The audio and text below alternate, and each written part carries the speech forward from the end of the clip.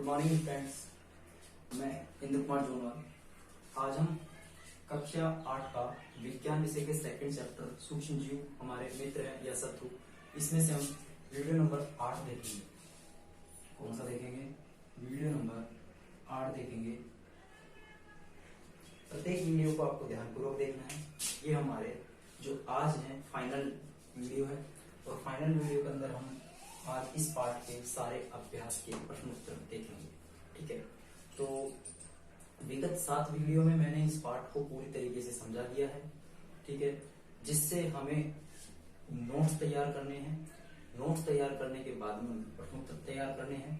प्रश्नोत्तर तैयार करने के बाद में नोट्स और प्रश्नोत्तर दोनों को मिलाकर याद करना है, जिससे कि हमारी बोर्ड परीक्षा में एक भी क्वेश्चन अछूता नहीं, हमसे छूटे नहीं, और हम अधिक से अधिक अंक प्राप्त करके और अच्छी ग्रेड प्राप्त करें। बोर्ड परीक्षा 8वीं क्लास में है, ये आप सभी को पहले से ही जानकारी है।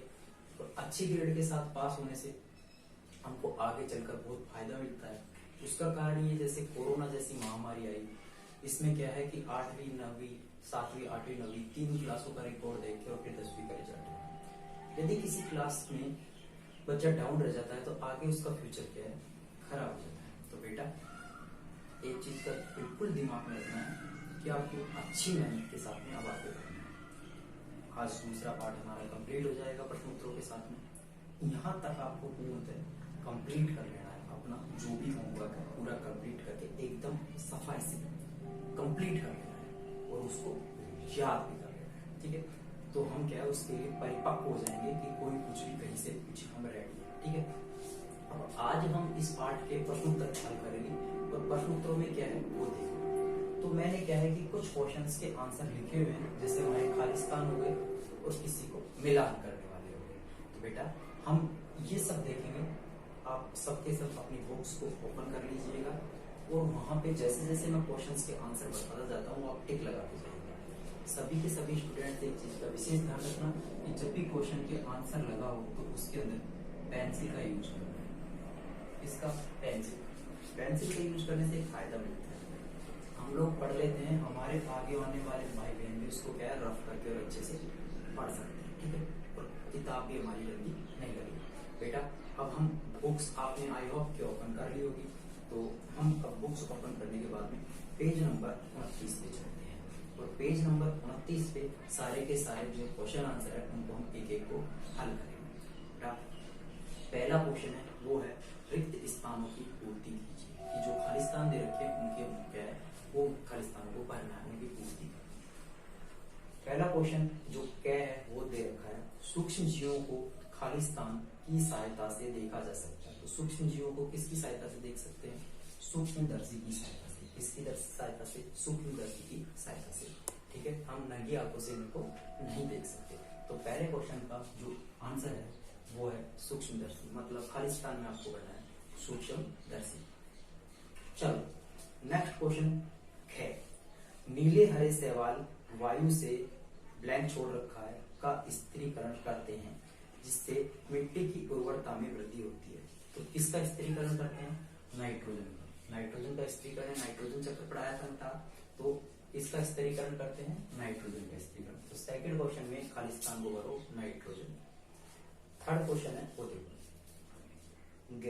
एल्कोहल का उत्पादन खालिस्तान नामक सूक्ष्म जीव की सहायता से किया जाता है। तो एल्कोहल का उत्पादन यीस्ट नामक जीवाणु से किया जाता है, यीस्ट नामक सूक्ष्म जीव से किया जाता है। थर्ड में यीस्ट। ठीक है, हैजा किसके द्वारा होता है? जीवाणु के द्वारा। तो चौथे में भरो जीवाणु। क्या भरना बेटा? जीवाणु। तो ये हमारे कै खे गे घे 4 खालिस्तान हो गए, रिक्त स्थान हो गए, ब्लैंक्स हो गए, इनको हमने फिल कर लिया। अब हम चलेंगे सेकंड क्वेश्चन। सेकंड क्वेश्चन क्या है वो देखो। सेकंड क्वेश्चन में हमको दे रखा है सही शब्दों के आगे राइट का टिक लगाना है। सही शब्दों के आगे हमको क्या लगाना है? राइट का टिक लगाना है। अब राइट का टिक कैसे लगाएंगे? वो जब हमको क्वेश्चन का आंसर आएगा तभी तो लगाएंगे। तो आएगा हमको आंसर, वो देखो। क्या यीस्ट का उपयोग निम्न के उत्पादन में किया जाता है। आपको भी बताया कि यीस्ट के द्वारा किसका उत्पादन किया जाता है? यीस्ट से किसका उत्पादन किया जाता है? एल्कोहल का। तो आप इसमें एल्कोहल के आगे टिक लगा लो। जो एल्कोहल कितने नंबर पे है? 2 नंबर पे। तो 2 नंबर पे क्या है एल्कोहल, तो एल्कोहल के आगे टिक लगाओ कि एल्कोहल का उत्पादन किससे किया जाता है, यीस्ट नामक सूक्ष्म जीव से। सेकंड है निम्न में से कौन सा प्रतिजैविक है, सोडियम बाइकार्बोनेट नहीं है, स्ट्रेप्टोमाइसिन ये है, टेट्रासाइक्लिन स्ट्रेप्टोमाइसिन ये बताए थे नहीं आपको, तो स्ट्रेप्टोमाइसिन सेकंड नंबर पे हमको लगा लेना है स्ट्रेप्टोमाइसिन। ये क्या है, इसका प्रतिजैविक है। ये क्या है, प्रतिजैविक।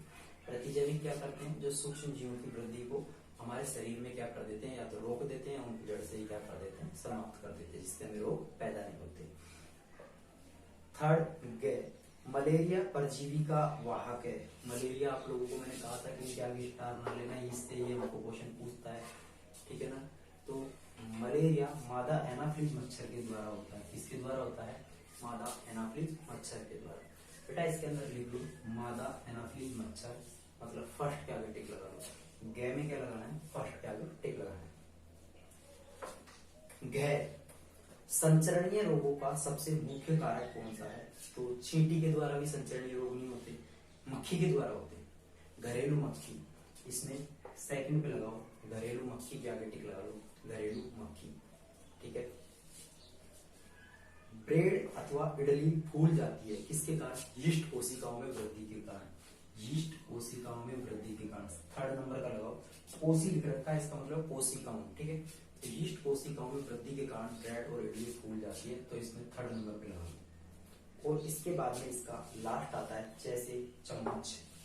चीनी को अल्कोहल में परिवर्तित करने की प्रक्रिया को आपको पता है, ये किण्वन कहते हैं, ये मैंने आपको स्पेशल लिखा था कि किण्वन। थर्ड नंबर पे लगाओ किण्वन, किण्वन लगाओ बेटा, लगा लिया सबने।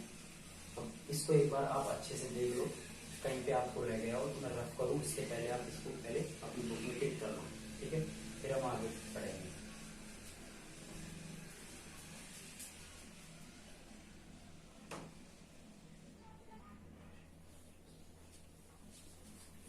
हाँ तो बेटा अब सब लोगों ने कर लिया होगा ये। अब हम थर्ड क्वेश्चन की तरफ चलते हैं, किसकी तरफ, थर्ड क्वेश्चन। थर्ड क्वेश्चन सबके सब अच्छे से करते जाओ आसानी से, ठीक है। थर्ड क्वेश्चन क्या कह रहा है वो देखो। हमको कॉलम ए को, मतलब कॉलम हमारे पास दो कॉलम है, उनमें कॉलम एक तो है हमारे पास में फर्स्ट, और एक है कॉलम सेकंड। पहले कॉलम को दूसरे कॉलम से क्या करना है, हमको मिलाना है। पहले कॉलम में है कै, खे, गे, गे, और जैसे चम्मच तक दे रखा है। तो क्या क्या आगे लिख रखा है इन्होंने, जीवाणु। तो जीवाणु किससे, जीवाणु से क्या होता है, हैजा। जीवाणु से क्या होता है, हैजा, हैजा का कारक। तो क्या के सामने 5वें नंबर को मिला लो। क्या के सामने कितने नंबर को मिलाओगे, 5वें नंबर को मिला लो, मिलाओ। क्या के सामने 5वें नंबर को मिलाओ, मिला लिया सबने। आगे देखो, राइजोबियम क्या करता है, नाइट्रोजन का स्थिरीकरण, आप लोगों को खूब बताया मैंने। तो ख के सामने लगाओ पहला, ख के सामने पहला। थर्ड देखो, लैक्टोबैसिलस क्या करता है, दही को जमाता है, तो इसमें लगाओ गे के आगे सेकंड, गे के आगे लगाओ सेकंड। इसके बाद में यीस्ट कोशिका, यीस्ट क्या करती है, ब्रेड की बेकिंग में, ब्रेड बनाने में काम आती है, तो गे के आगे लगाओ थर्ड नंबर का, गे के आगे थर्ड नंबर लगाओ, ठीक है। एक प्रोटोजोआ है, मलेरिया का कारक। प्रोटोजोआ से मलेरिया किससे होता है, प्रोटोजोआ से, प्लाज्मोडियम प्रोटोजोआ से मलेरिया होता है। तो मलेरिया किसका कारक, मलेरिया का कारक कौन होता है, प्रोटोजोआ। तो 4 नंबर लगाने के आगे। और इसके बाद में आता है एक विषाणु है, एड्स एक विषाणु कारक बीमारी है, तो इसके आगे लगा लो 6 नंबर। ये बेटा आपको पहले कॉलम से दूसरे कॉलम का मिलान करना है। कि हमारे पास में कै के आगे 5वें नंबर का, ख के आगे पहले नंबर का, गे के आगे दूसरे नंबर का, घे के आगे तीसरे नंबर का, अणे के आगे चौथे नंबर का, और 6 के आगे छठे नंबर का क्या करना है, हमको मिलान करना है बेटा। ये आप लोग अच्छे से एक बार मिला लीजिएगा। फिर हम थोड़ा आगे चलेंगे, आपको टाइम मिल रहा है, अच्छे से मिलाओ, जिससे क्या है कि भूलोगे नहीं और अच्छे से पढ़ोगे, और सबके सब अच्छे से देख के वीडियो को और याद भी किया करो, ठीक है।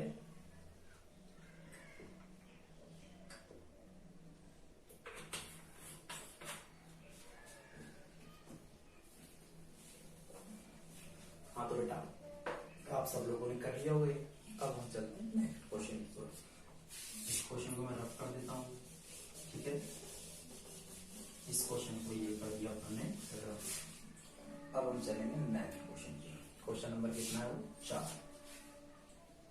क्वेश्चन नंबर 4 क्या कह रहा है वो देखो। क्वेश्चन नंबर 4 हमसे कह रहा है कि क्या सूक्ष्म जीव बिना यंत्र की सहायता से देखे जा सकते हैं? पहला तो इसमें लिख दो नहीं,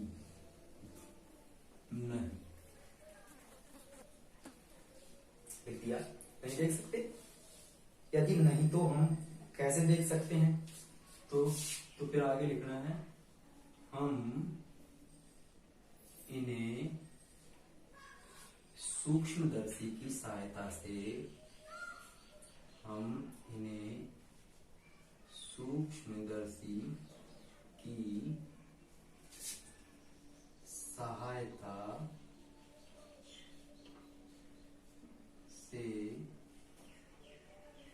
देख सकते हैं। हम इन्हें किसकी सहायता से देख सकते हैं? सूक्ष्मदर्शी की सहायता से। हम इन्हें बिना यंत्र की सहायता से तो नहीं देख सकते, तो फिर किससे देख सकते हैं? सूक्ष्मदर्शी की सहायता से। आप लोग इसको कर लिए होंगे, सही से कर लिए। अब हम चलेंगे नेक्स्ट क्वेश्चन की ओर। नेक्स्ट क्वेश्चन क्या है बेटा वो देखो। एक एक क्वेश्चन को अच्छे से याद करो, कोई प्रॉब्लम ही नहीं आएगी। पांचवा क्वेश्चन क्या है तो देखो। पांचवा क्वेश्चन हमारे पास में सूक्ष्म जीव के मुख्य वर्ग कौन कौन से? आप लोगों को बताया था कि सूक्ष्म जीव के कितने वर्ग होते हैं हमारे पास में। सूक्ष्म जीव कितने भागों में बांटा गया है? 4 भागों में बांटा गया है। कितने भागों में? 4 भागों में बांटा गया है। कौन कौन से हैं देखिए, कौन कौन बताएगा? तो हमने बताया था पहला, ये नंबर चेंज हो सकते हैं, कोई बड़ी बात नहीं है। कवक, शैवाल,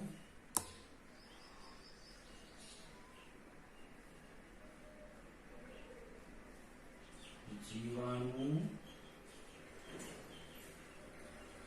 और प्रोटोजोआ।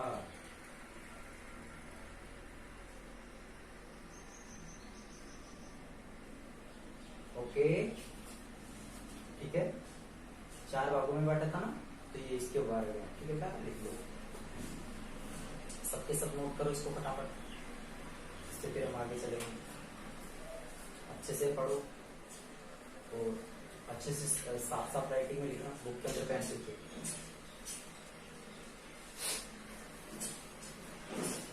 आई होप सबने लिख लिया होगा बेटा, लिख लिया सबने। अब देखिए छठा क्वेश्चन देखिए। छठे क्वेश्चन का आंसर देखना।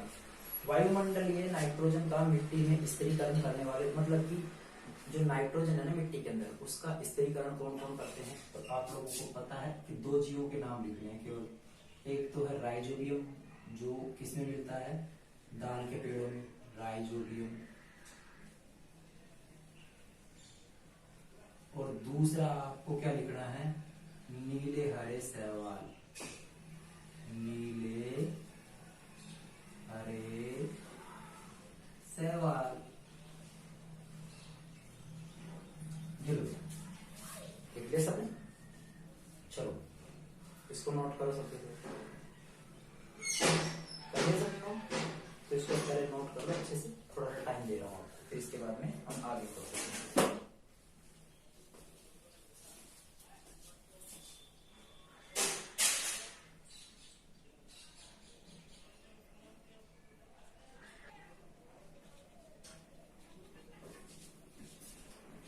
हाँ तो बेटा अब हम चलेंगे नेक्स्ट क्वेश्चन की ओर।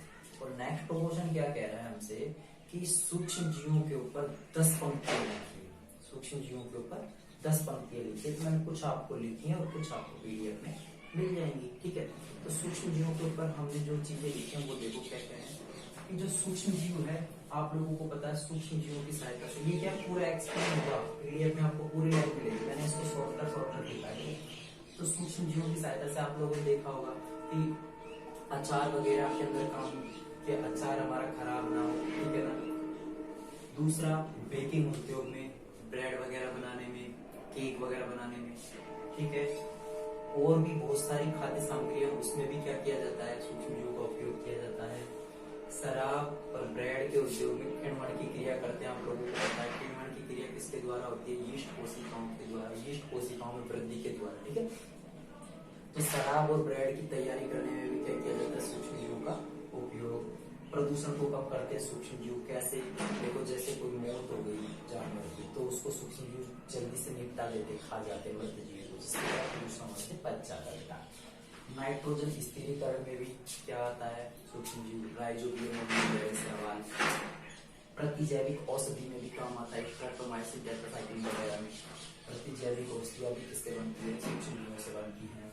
सीवेज और औद्योगिक अपशिष्टों में मतलब क्या है कि जो सीवर लाइन होती है और हमारे पास में जो फैक्ट्रियों से जो गंदगी निकलती है इसको भी साफ करने के लिए क्या काम आते हैं, सूक्ष्म जीव आते हैं, ताकि वो जल्दी से जल्दी उस गंदगी को, सीवेज के कचरे को क्या है निपटा दे और वो क्या है फिनिश हो जाए। बेटा ये हमारे पास में क्या है, सूक्ष्म जीवों के ऊपर कुछ लाइन है कि बेकरी उद्योग में काम आता है, सीवेज उद्योगों से निकलने वाले अपशिष्टों को सही जल्दी से फिनिश कर देता है, प्रदूषण को कम करता है। नाइट्रोजन के स्थिरीकरण के लिए काम में आता है, केक बनाने में, ब्रेड बनाने में, अचार को सही करने में काम आता है, शराब और ब्रेड बनाने में काम आता है। तो मतलब ये सारी चीजें क्या है हमारे पास में सूक्ष्म जीवों से रिलेटेड है, इसलिए इनको सूक्ष्म जीवों की पंक्तियों में लिखा जाएगा। ठीक है बेटा, आप लोगों इनको ध्यान पूर्वक एक बार उतार लीजिए, फिर हम चलेंगे थोड़ा अगली कड़ी में। ठीक है, तो अगला क्वेश्चन देखेंगे, उससे पहले आप इसको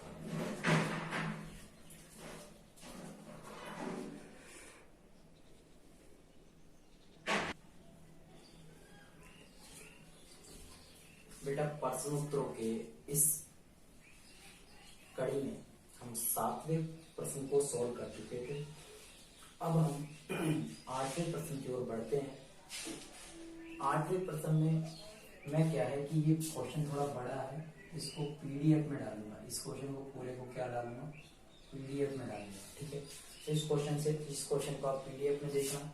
तो उससे पहले चलते हैं हम 90 क्वेश्चन की, किसकी तरफ चलते हैं, 90 क्वेश्चन की ओर। 8वां क्वेश्चन आपको पूर्णतः पीडीएफ में मिल जाएगा। ठीक है, लिखा हुआ प्रॉपर पीडीएफ में मिलेगा, आप इस चीज की टेंशन मत करना। कमेंट सेक्शन में बार बार मत पूछना कि सर पीडीएफ में नहीं आया है, कहाँ आएगा, ये वो, ये एक्स्ट्रा कमेंटेड मत होना। ठीक है, आप लोगों को केवल इतना देखना है कि सर ने बोल दिया कि ये क्वेश्चन पीडीएफ में मिलेगा, मतलब मिलेगा। ठीक है, अब हम चलते हैं 90 क्वेश्चन की ओर। 9वां क्वेश्चन क्या कह रहा है कि पहला तो 9वां क्वेश्चन ये है कि प्रतिजैविक क्या है। तो मतलब कहने का मतलब ये है कि प्रतिजैविक की हमसे परिभाषा पूछ रहा है कि इसके डेफिनेशन क्या है। तो प्रतिजैविक की डेफिनेशन क्या होती है बेटा, प्रतिजैविक की डेफिनेशन इतनी सी याद रखना है कि सूक्ष्म जीवों द्वारा जो हमारे शरीर में रोग फैलते हैं, रोग उत्पन्न होते हैं, सूक्ष्म जीवों द्वारा जो हमारे शरीर में क्या है रोग फैलते हैं, रोग उत्पन्न होते हैं, उनको औषधियां क्या करती हैं, वो दवाइयां क्या करती हैं, रोगों को रोकती हैं, उनकी सूक्ष्म जीवों की वृद्धि को क्या करती हैं, रोकती है, या उनको बिल्कुल जड़ से क्या कर देती है, समाप्त कर देती है। तो प्रतिजैविक क्या होती है, प्रतिजैविक वे औषधि जो सूक्ष्म जीवों से होने वाले रोगों की वृद्धि को रोकती है या उनको क्या कर देती है, समाप्त कर देती है। तो सिंपल सी बात है कि सूक्ष्म जीवों द्वारा जो भी रोग होता है उसकी या तो वृद्धि को रोक दे या उसको क्या कर दे, जड़ से ही समाप्त कर दे, वो ही क्या कहलाती है, प्रतिजैविक। अरे सिंपल सी बात याद रखना कि एक दवाई है, प्रतिजैविक क्या है, एक तरह की दवाई है जो सूक्ष्म जीवों की वृद्धि को क्या करती है, रोकती है, या सूक्ष्म जीवों को जड़ से क्या कर देती है, समाप्त कर देती है। ऐसे सूक्ष्म जीव हमारे पास में जो रोग फैलाते हैं। अब सूक्ष्म जीवों से प्रतिजैविक की हमने परिभाषा पढ़ ली, तो अब ये कहना चाहता है कि प्रतिजैविक अर्थात ये दवाई लेते समय हमको किन किन बातों का ध्यान रखना चाहिए। तो इसका सबसे सटीक उदाहरण ये है कि कोई अनुभवी या योग्य चिकित्सक की सहायता से ही हमको दवाई लेनी चाहिए, कि किसी योग्य चिकित्सक की सहायता से प्रतिजैविक औषधि लेनी चाहिए, कोई झोला छाप डॉक्टर से हमको दवाई नहीं लेनी चाहिए। ठीक है, दूसरी कि चिकित्सक द्वारा जो भी हमको टाइम पीरियड फिक्स किया जाता है कि 7 दिन की दवाई, 9 दिन की, 11 दिन की, 13 दिन की, 6 महीने की, 1 साल की, जितना भी टाइम बताता है कि इतने दिन में ये रोग खत्म हो जाएगा, उस टाइम तक आपको दवाई लेनी ही है। तो निर्धारित पाठ्यक्रम पूर्ण ले, मतलब कि क्या है, जितनी दवाई बताई गई है वो ले। तीसरा कि जब जरूरत नहीं हो तो दवाई ना ले। कई बार होता है कि सर दर्द हमारा हो नहीं रहा, कह रहे थोड़ी देर बाद में हो जाएगा, जैसे अनुमान लगा रहे हैं कि थोड़ी देर बाद में हो जाएगा, तो होना और हो गया उसमें दोनों में अंतर होता है। तो जब नहीं हुआ तो क्यों ले रहे हो? तो बिना जरूरत के प्रतिजैविक औषधि नहीं लेनी चाहिए, क्योंकि ये गर्मी करती है शरीर पर, क्या है, विपरीत प्रभाव डालती है, जिससे हमारे शरीर में और भी उसके अलावा और रोग पैदा हो जाते हैं। ठीक है, तो सावधानी पे क्या है, एक तो झोला छाप डॉक्टर से ना ले दवाई, योग्य और अनुभवी चिकित्सक हो। दूसरा कि जो हमको पीरियड फिक्स किया गया है कि इतने पीरियड से आपको दवाई लेनी और लेनी ही है, उसमें कोई कोताही नहीं बरतनी। जरूरत न पड़े तो मत लो दवाई। ठीक है, और जो प्रतिजैविक औषधि है उनके 2 उदाहरण, टेट्रासाइक्लिन और स्ट्रेप्टोमाइसिन। ठीक है, तो बेटा ये हमारे पास में क्या है, आज का पूरा प्रश्न उत्तरों का पूरा वीडियो है। बेटा इसको उतारो, फिर थोड़ी सी बात करके फिनिश करते हैं।